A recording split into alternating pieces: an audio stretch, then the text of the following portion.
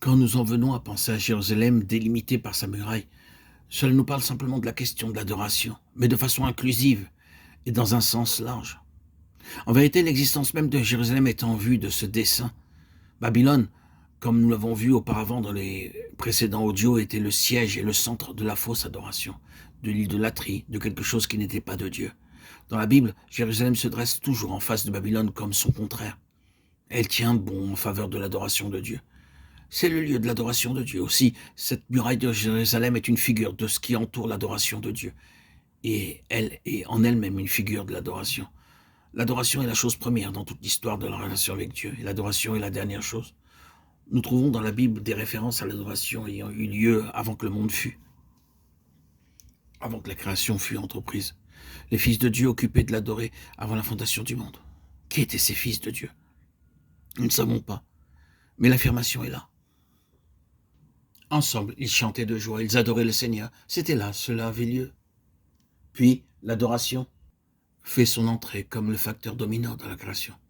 Comme nous le savons, ce fut une rupture dans l'adoration qui fut le péché de base d'Adam.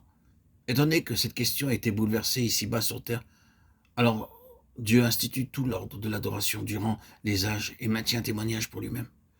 L'une des dernières choses que nous trouvons dans la Bible est l'adoration universelle de Dieu. Et je le répète, Jérusalem était en tant que type, figure et illustration historique le siège terrestre de l'adoration du Seigneur, celui du maintien de l'adoration à son adresse. En passant au Nouveau Testament et dans cette dispensation du terrestre au céleste, nous sommes approchés de la Jérusalem céleste des myriades qui forment le cœur des anges de l'assemblée des premiers-nés. Hébreux 12, 22, 23. Et c'est l'adoration rétablie dans le ciel. Nous examinons dans cette question de l'adoration pendant quelques minutes. Nous constatons que l'œuvre de Néhémie était la reconstruction de la muraille de Jérusalem, et c'était réellement une œuvre rédemptrice, l'œuvre du rétablissement de la situation, du recouvrement du témoignage. C'était une œuvre de rédemption. Or, nous savons très bien que la rédemption est pour Dieu. Tu as racheté pour Dieu, Apocalypse 5, 9. C'est là une expression. Et l'adoration signifie très simplement que tout est racheté pour Dieu, ramené à Dieu, rétabli pour Dieu. Et cette puissante œuvre de rédemption est toujours opérante. Dans ce sens qu'elle agit contre une certaine tendance et évolution de choses qui se sont introduites dans la création par ce qui est arrivé entre Satan et Adam.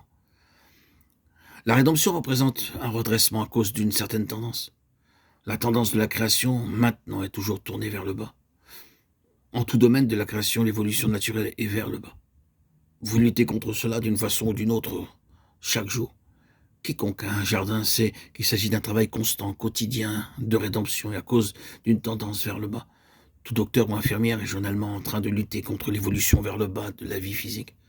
À moins que le corps ne soit soigné, à moins qu'il n'y ait l'introduction d'un effet à contresens, l'évolution est de façon naturelle orientée vers le bas.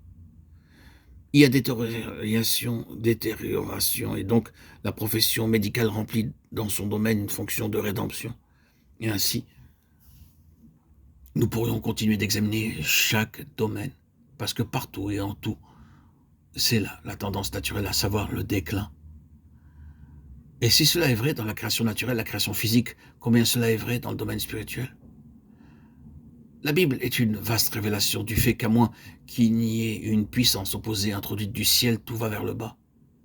Maintes fois et toujours à nouveau, nous trouvons dans la Bible ces mouvements vers le bas qui prennent place, à savoir le déclin, la dégénérescence. Et Dieu qui réagit en vue de redresser la situation à cause de cette évolution et de racheter pour lui-même. L'adoration donc représente la rédemption de tout pour Dieu en donnant aux choses la signification de Dieu.